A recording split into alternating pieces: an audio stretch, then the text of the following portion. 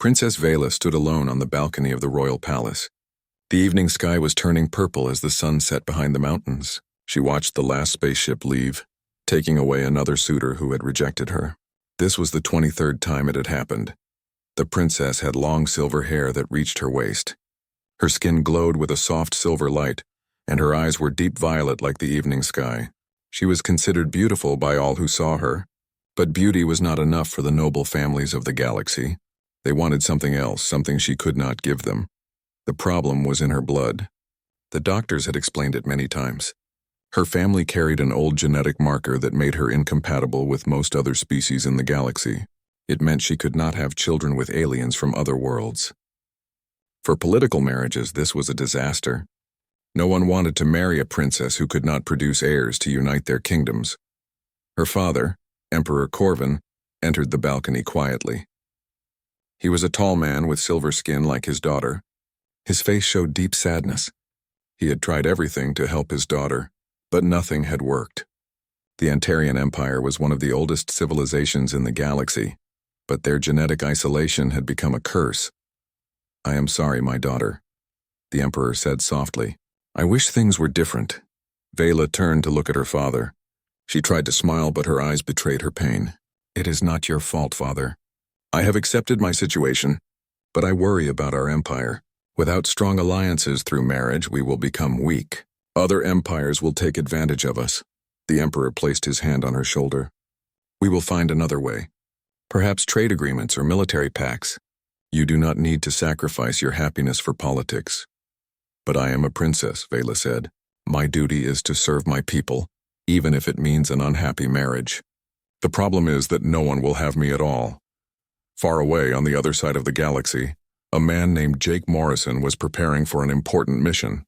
He was a captain in the Earth Defense Force, and he had just received orders to travel to Antaria Prime. The Galactic Council had invited human representatives to attend a diplomatic summit. There, Jake was 32 years old with short brown hair and gray eyes. He had served in the military for 12 years and had earned a reputation as both a skilled soldier and a talented diplomat. He was good at talking to people and finding peaceful solutions to conflicts. This was why his commanders had chosen him for this mission. Humans were still new to the galactic community. They had only discovered faster-than-light travel 40 years ago. Most alien species viewed humans with suspicion. They thought humans were too aggressive and unpredictable. Some feared that humans would start wars. Others simply did not trust them. Jake understood these concerns. Human history was filled with wars and conflicts, but he also knew that humans had learned from their mistakes. They had united as a species and now worked together to explore the stars. He hoped this summit would help improve relations between humans and other species. His second-in-command, Lieutenant Kate Sanders, helped him pack for the journey. She was a competent officer with red hair and green eyes. She would accompany him to Antaria Prime along with 2 other crew members. "Do you know what this summit is really about?" Kate asked as she checked their supplies. Jake shook his head. "The official message said it was about trade routes and security. But I suspect there is more to it. The Antarians rarely invite humans to their homeworld. Something important must be happening. Maybe they want to form an alliance with us," Kate suggested. "Maybe," Jake agreed. "Or maybe they just want to observe us more closely. Either way, we need to make a good impression. This could be important for Earth's future." The journey to Antaria Prime took 5 days through hyperspace. When they arrived, Jake was amazed by what he saw. The planet was beautiful, with purple skies and crystal mountains that sparkled in the sunlight. The capital city was built around the royal palace, which seemed to be made of living crystal that hummed with soft energy. The summit was held in a grand hall with tall columns and floating lights. Representatives from dozens of alien species filled the room. Jake saw insect-like creatures, beings made of pure energy contained in special suits and many other strange forms of life. He felt small and insignificant among these ancient civilizations, but he held his head high and walked confidently into the hall. Kate and the other crew members followed close behind. They were representing all of humanity, and Jake was determined to show that humans belonged in the galactic community. The first day was filled with boring speeches and formal greetings. Jake shook hands, tentacles, and various other appendages. He smiled and made polite conversation with dozens of aliens. But through it all, he kept noticing something strange.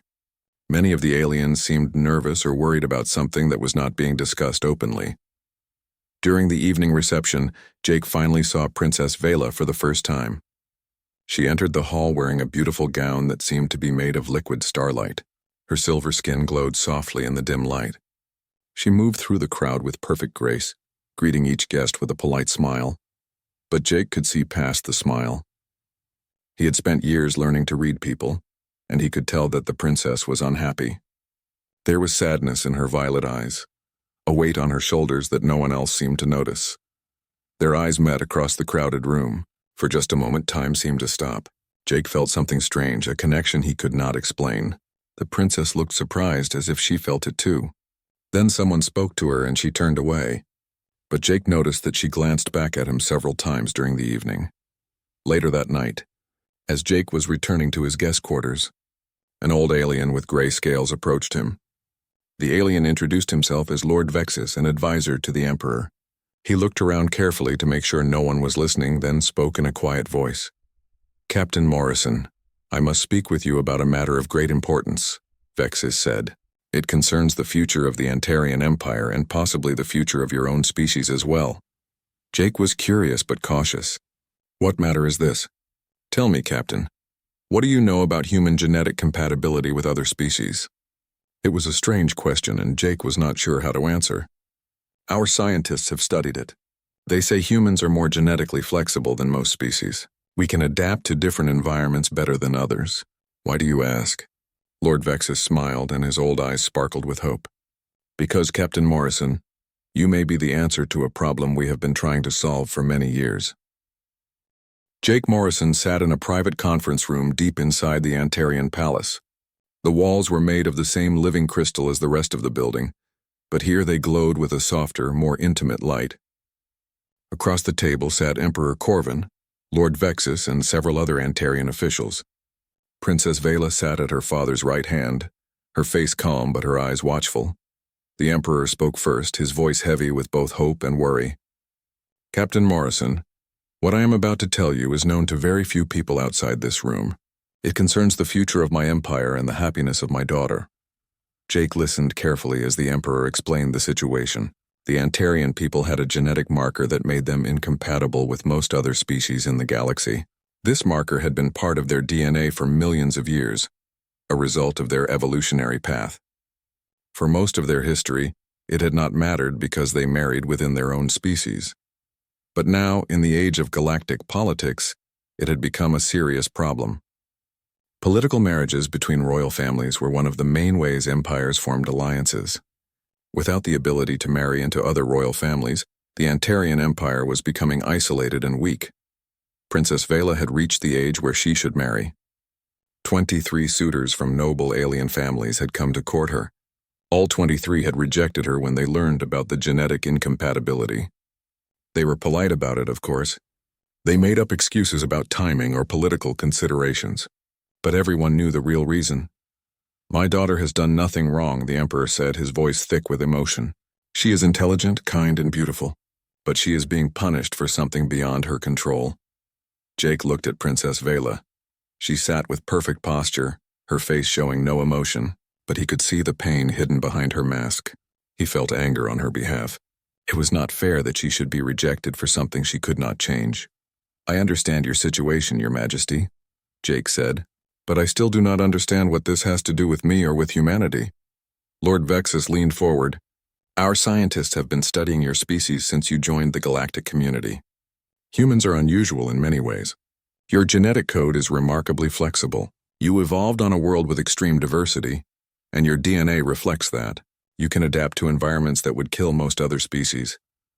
Our scientists believe," the Emperor continued, "that humans might be genetically compatible with Antarians despite the marker.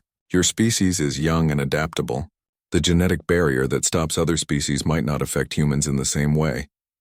Jake began to understand where this conversation was heading. He felt his heart beat faster. "Are you asking me to undergo compatibility testing with the princess?" "Yes," the Emperor said simply. "And if the tests show compatibility, We would like to offer you the opportunity to court my daughter. If you both agree, marriage would follow." The room was silent. Jake looked at each face around the table, trying to process what he was hearing. They were offering him a chance to marry a princess. It sounded like something from an old fairy tale, not real life. "Your Majesty, I am honored by your proposal," Jake said slowly, "but I must be honest. I am not royalty. I am a simple soldier from a planet that only recently joined the galactic community. Would your people accept me as a suitable husband for their princess?" Princess Vela spoke for the first time. Her voice was soft but clear. "Captain Morrison, may I speak plainly?" "Of course, Your Highness. I have spent my entire life being evaluated based on my bloodline and my genetic markers," she said. "Suitors have looked at me and seen only a political asset or a genetic problem. But when our eyes met in the reception hall yesterday, you did not look at me that way. You looked at me as if I was simply a person. That is worth more than any noble title." Her words touched something deep in Jake's heart. He had felt that connection between them, that moment of recognition. Now he understood what it meant. They were both people trapped by circumstances beyond their control, trying to do their duty while maintaining their sense of self. "I will take the test," Jake said, "but I need to make something clear. If we are compatible and if this moves forward, I will not marry you just for politics. On Earth, we believe marriage should be based on mutual respect and affection. I would want to court you properly to get to know you as a person." A small smile appeared on Vela's face, the first genuine smile he had seen from her. "That is all I could hope for, Captain." The genetic testing began the next morning. Human doctors from Jake's crew worked alongside Antarian medical experts. They took samples of his blood and studied his DNA under powerful microscopes. The technology was far beyond anything Jake had seen on Earth. The Antarians had been studying genetics for thousands of years. Kate Sanders found Jake in his quarters on the second day of testing. She looked worried. "Jake, do you really understand what you are agreeing to here? If these tests come back positive, your whole life will change. You will not be able to return to your normal duties in the Defense Force." Jake nodded. "I know. I have been thinking about nothing else since the meeting. But Kate, you should have seen the princess's face when she talked about how the suitors treated her. She has been rejected 23 times through no fault of her own. If I can help her, and if it also helps Earth by forming a strong alliance with the Antarians, is that not worth considering?" "What if you do not love her?" Kate asked quietly. "I do not know her yet," Jake admitted. "But I felt something when we looked at each other. A connection, a spark of understanding. Maybe that is enough to build on." The test took 3 full days. During that time, Jake tried to learn as much as he could about Antarian culture and customs. He studied their history, their language, and their social traditions. If he was going to court a princess, he wanted to do it right. On the evening of the 3rd day, Lord Vexus came to Jake's quarters. The old advisor's eyes were filled with tears and his hands shook with emotion. "Captain Morrison," Vexus said, his voice breaking, "the tests are complete.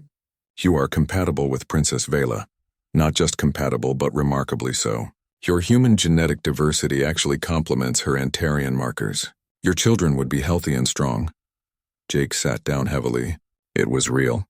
This was actually going to happen. "There is more," Vexus continued.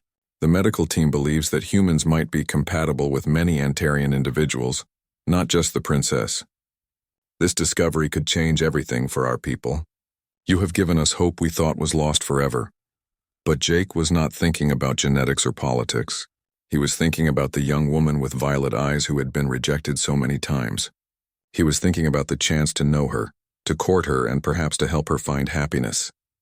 "When do I meet with the princess?" Jake asked. "Tomorrow," Vexus said with a smile. "Your courtship begins tomorrow." The royal garden was unlike anything Jake had ever seen on Earth. Flowers that glowed with their own light grew alongside crystal trees that sang soft melodies in the wind. Small flying creatures that looked like jewels darted between the branches. A stream of liquid silver flowed through the center of the garden, its surface reflecting the purple sky above. Princess Vela waited for him beside the stream. She wore a simple gown of pale blue, much less formal than the elaborate dress she had worn at the reception. Her silver hair was pulled back in a braid and she looked younger and more relaxed than before. "Captain Morrison," she said as he approached. "Thank you for agreeing to this meeting. Please call me Jake," he said. "If we are to court each other, we should use our given names." "Then you must call me Vela," she replied with a small smile. Though I must admit this situation feels very strange to me. I've been through formal courtship rituals 23 times. Each time the suitor followed all the proper customs and said all the right words. But there was never any real connection. This time with you, everything is different. They began to walk along the silver stream. Jake noticed that Vela seemed nervous, which surprised him. She had seemed so composed and confident in public. Tell me about Earth, Vela said. I have read reports about your world, but I want to hear about it from someone who lives there. What is it like? Jake thought about how to describe his home planet to someone who had never been there. Earth is beautiful but chaotic. We have oceans, mountains, deserts, and forests. Our world is full of diversity, but humans are chaotic too. We fight among ourselves sometimes. We make mistakes, but we also create amazing art and music. We laugh and love and dream of exploring the stars. It sounds wonderful, Vela said softly. Antaria is beautiful, but it is very ordered. Everything has its place. Everyone knows their role. Sometimes I wish for a little more chaos in my life. They sat on a bench made of crystal that was warm to the touch. Jake turned to look at Vela directly. May I ask you something personal? Of course. How did you feel when all those suitors rejected you? Were you angry? Vela was quiet for a moment. At first I felt ashamed, as if there was something wrong with me. But then I realized something. Each rejection made me feel relieved. These suitors did not care about me as a person. They only wanted the political advantages of marrying an Antarian princess. When they learned they could not have children with me, they lost interest immediately. It showed me that they never saw me at all. That must have been lonely, Jake said. It was, Vela admitted. I am surrounded by people every day, but I often feel alone. My father loves me, but he is the emperor and has little time for personal matters. My advisors respect me, but they see me as their future empress, not as Vela. I have no real friends, no one I can be myself with. Jake felt a surge of sympathy for her. On Earth, we have a saying. It is lonely at the top. It means that people in positions of power often have difficulty forming real friendships. That is true everywhere in the galaxy, I think, Vela said. But tell me about you, Jake. Why did you agree to this courtship? Was it just for politics, or was there another reason? Jake considered his answer carefully. He wanted to be honest with her. When I first heard about the genetic testing, I agreed because it seemed like the right thing to do. I could help you and help form an alliance between our peoples. But then I met you and I felt something I did not expect. A connection. When you spoke about how the suitors treated you, I felt angry on your behalf. You deserve better than that. Vela looked at him with surprise and something else in her violet eyes. You felt angry for me? Yes, you are a person with feelings and hopes and dreams. You should not be treated like a political tool. Vela reached out and touched his hand gently. It was a small gesture, but Jake knew it meant much in Antarian culture. Physical contact was considered very intimate among her people. Thank you, she whispered. No one has ever said anything like that to me before. They spent the rest of the afternoon talking. Vela told him about growing up in the palace, about the pressure of knowing she would one day be empress.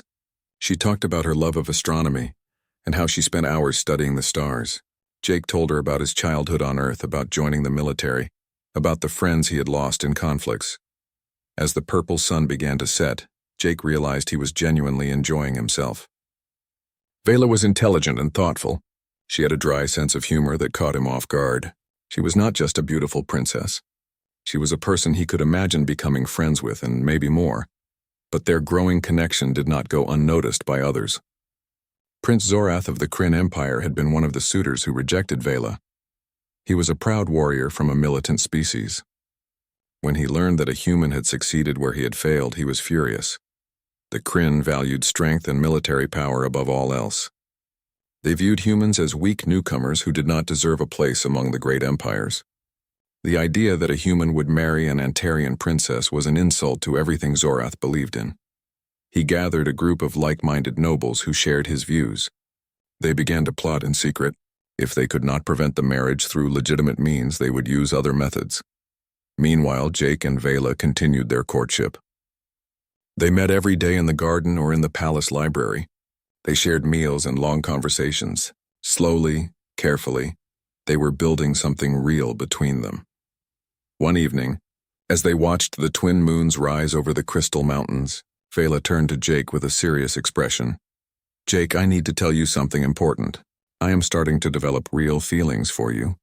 This is not just political anymore, at least not for me, but I am afraid. Afraid of what? Jake asked gently. Afraid that this will not work. Afraid that our differences are too great. Afraid that you will wake up one day and regret this choice. You are giving up so much to be with me. Your military career, your simple life, your freedom. What if it is not worth it? Jake took both her hands in his. Vela, I will not lie to you. I do not know what the future holds. But I know that I have never met anyone like you. You are strong and brave and kind. You have faced rejection with dignity. You put your people's needs before your own happiness. Those are the qualities I admire most in any person. I am developing feelings for you too, and I do not regret my choice. Vela's eyes filled with tears. Really? Really, Jake said, and then he did something that surprised both of them. He leaned forward and kissed her gently. It was the first kiss either of them had shared with someone they truly cared about. When they pulled apart, both were smiling. This is against protocol, Vela said, but she was laughing. We are not supposed to kiss until after the formal engagement. I am human, Jake said with a grin. We do not always follow the rules.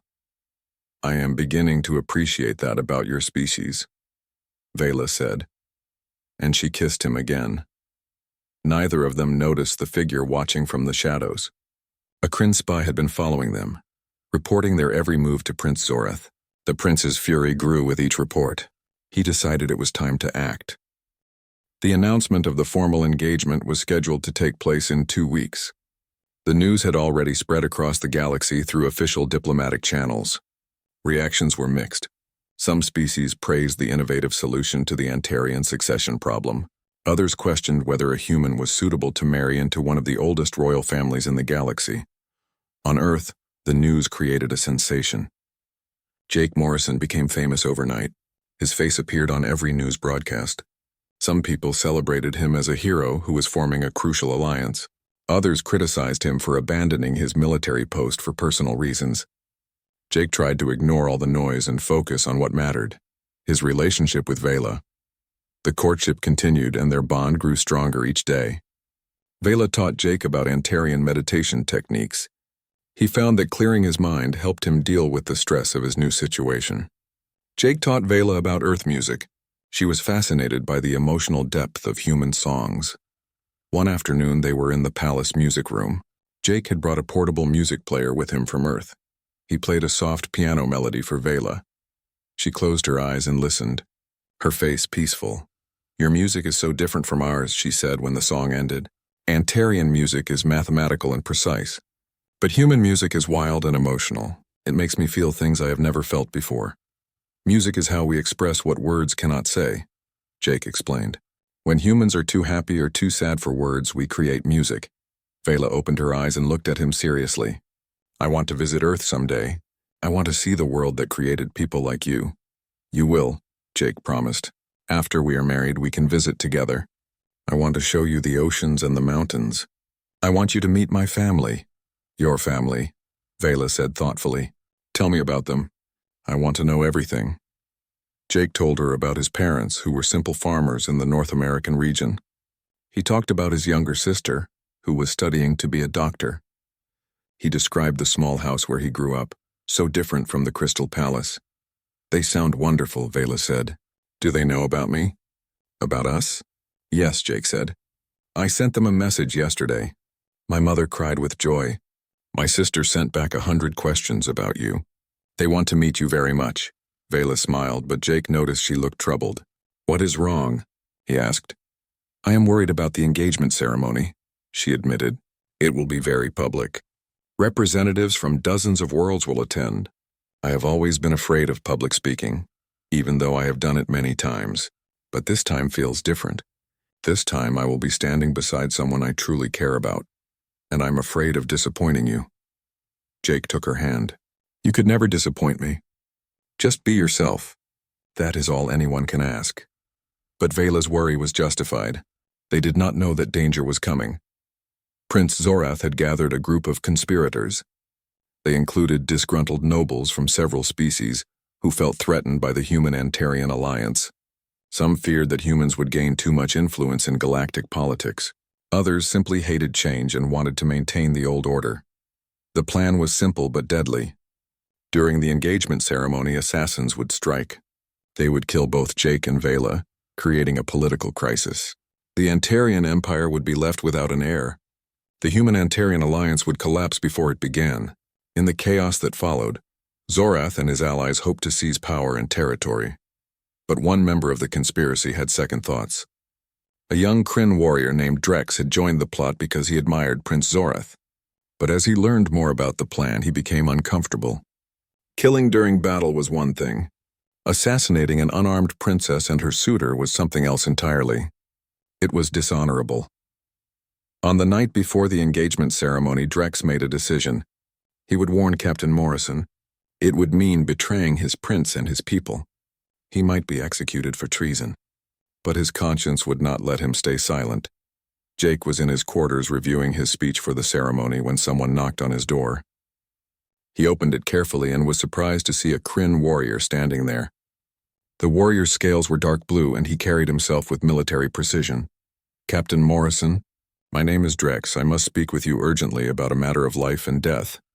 Jake let him in and listened as Drex explained everything. The assassination plot, the conspirators, the plan to strike during the ceremony.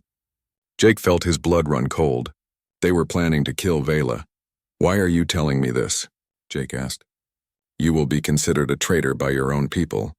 "Because it is wrong," Drex said simply. "I am a warrior, not a murderer. There is no honor in killing an unarmed woman. I cannot be part of this." Jake immediately contacted Emperor Corvin and Lord Vexus. They met in secret in the Emperor's private chambers. When Jake told them about the plot, the Emperor's face turned pale. "We must cancel the ceremony," Corvin said. "It is too dangerous," but Jake shook his head.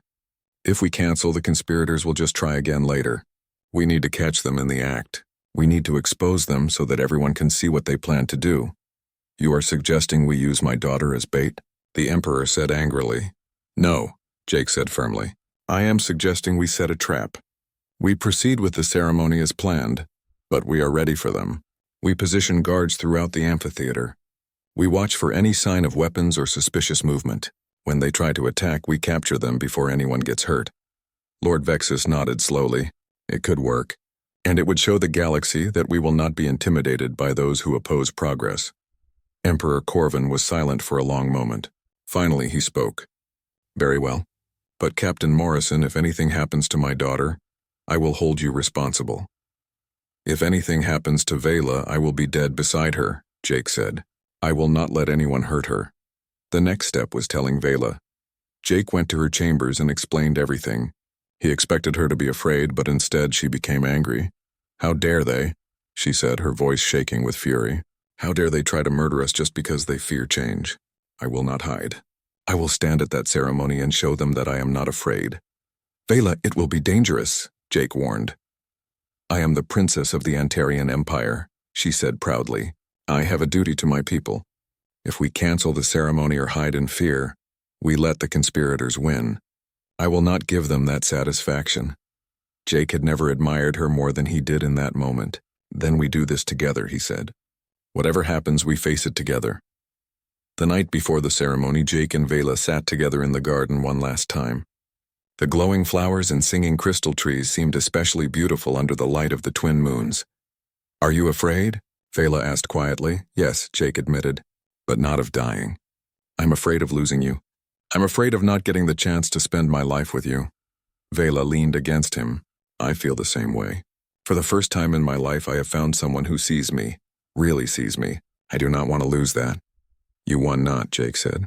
"We will get through this. We will expose the conspirators and have our ceremony, and then we will have a long life together." "Promise?" Vela asked. "I promise," Jake said, hoping he could keep that promise. They sat together in silence, holding each other as the night grew late. Neither of them slept much that night. They both knew that the next day would change everything, one way or another. The morning of the engagement ceremony arrived with clear purple skies and gentle winds. The grand amphitheater was filled with beings from across the galaxy.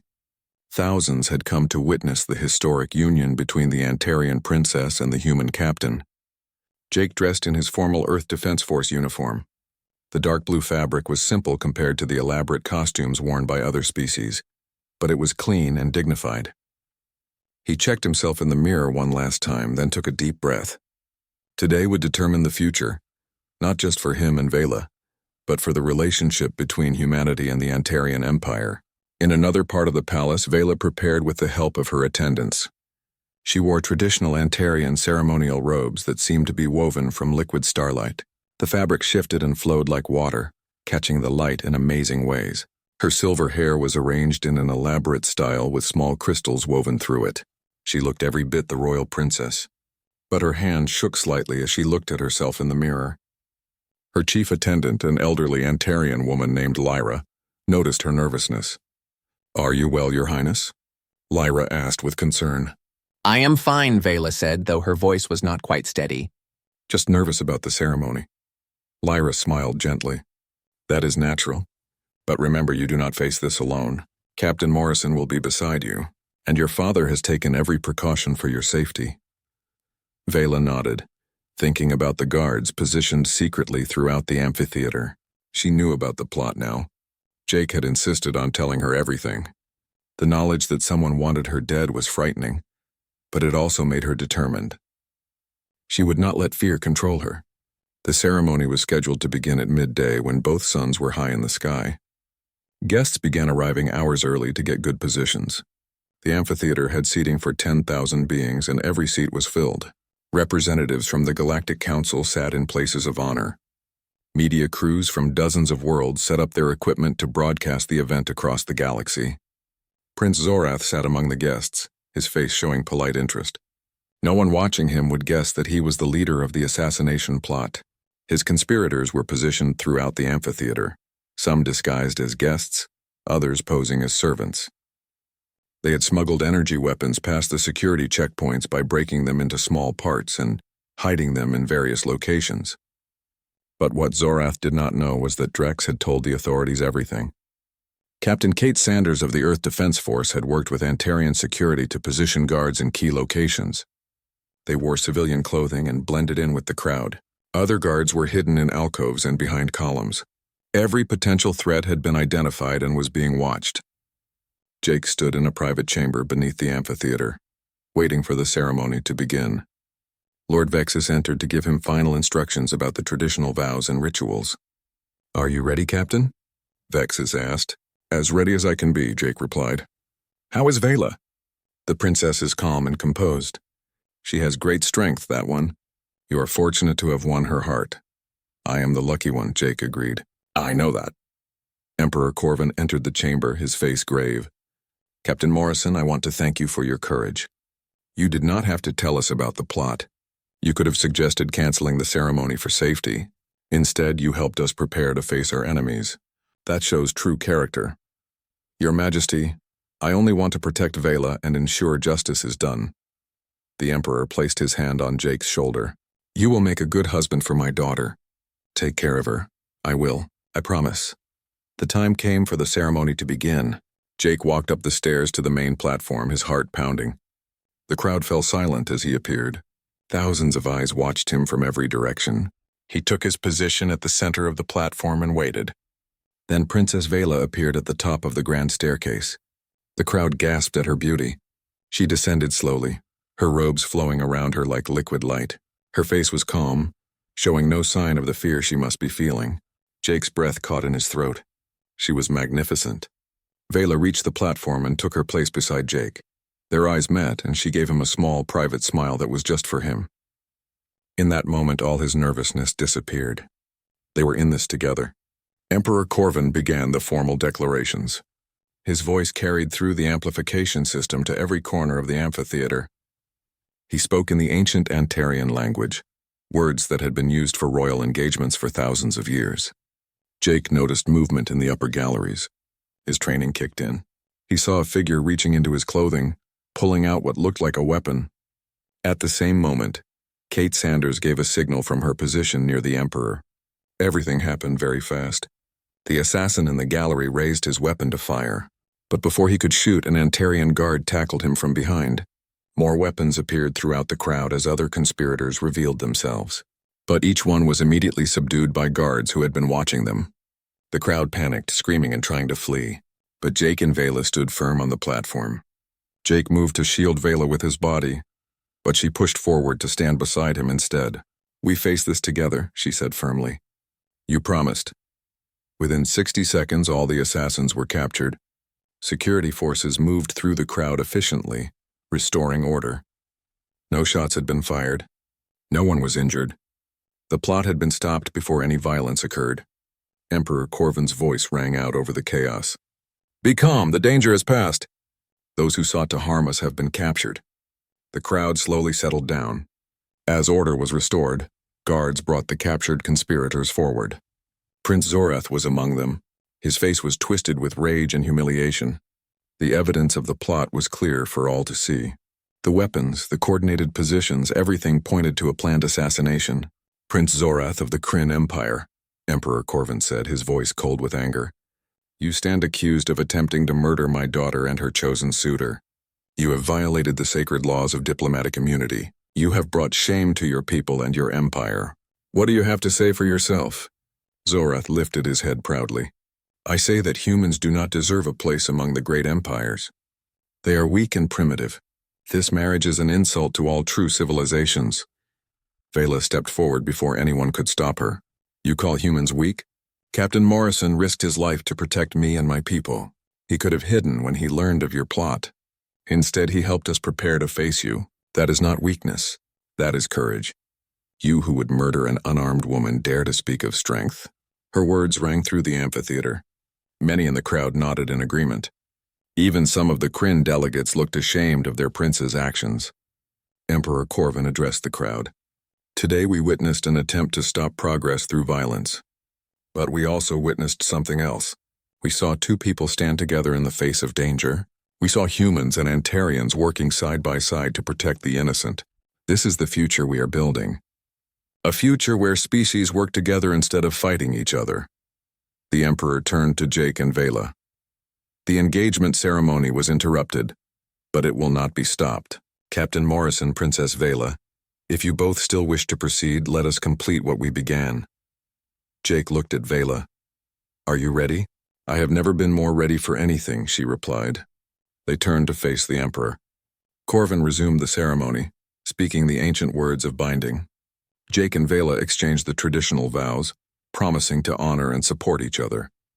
When the moment came, Jake produced a ring he had brought from Earth. It was a simple band of silver with a small blue stone. "On Earth, we exchange rings as symbols of our commitment," Jake explained. "This ring was my grandmother's. She wanted me to give it to someone special.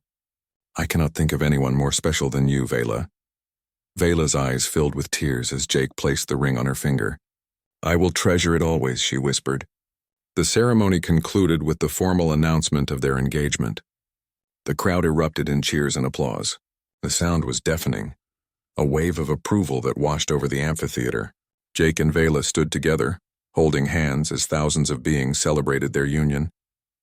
They had faced danger and emerged victorious. They had proven that love and courage could overcome hatred and fear. That evening, after the crowds had dispersed and the conspirators had been taken away for trial, Jake and Vela returned to the royal garden. The glowing flowers and crystal trees welcomed them like old friends. They sat on their favorite bench beside the silver stream. "We did it," Vela said softly. "We really did it." "Yes," Jake agreed. "But this is just the beginning. The wedding is still ahead, and then the rest of our lives together." "I am not afraid anymore," Vela said. "When I stood on that platform today, facing the assassins, I realized something. For so long I let fear control my life. Fear of rejection, fear of failure, fear of disappointing my people. But you taught me that courage is not the absence of fear. Courage is feeling the fear and choosing to act anyway."